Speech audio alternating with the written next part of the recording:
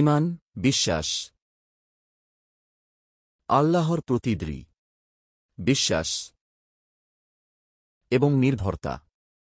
এই বিশ্বাসের মর্মার্থ হল আল্লাহর প্রতি দৃঢ় বিশ্বাস এবং নির্ভরতা।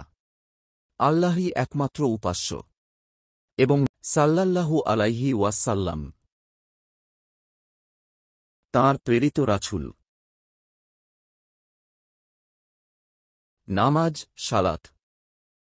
নামাজ ইসলামের একটি গুরুত্বপূর্ণ স্তম্ভ। 5 ওয়াক্ত নামাজ সময়মতো পড়ার এবং এই আমলের প্রতি গুরুত্বারোপ।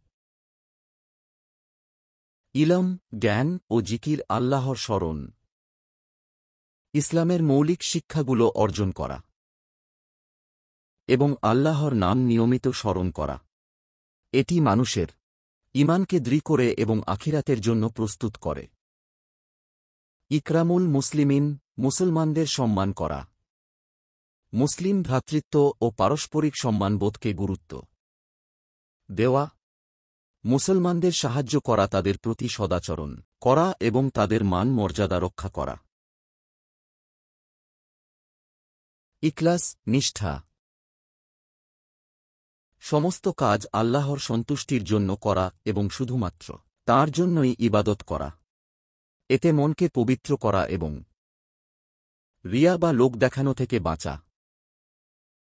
তাফরিগ, দাওয়াত ও তাবলীগের কাজে সময় দেওয়া।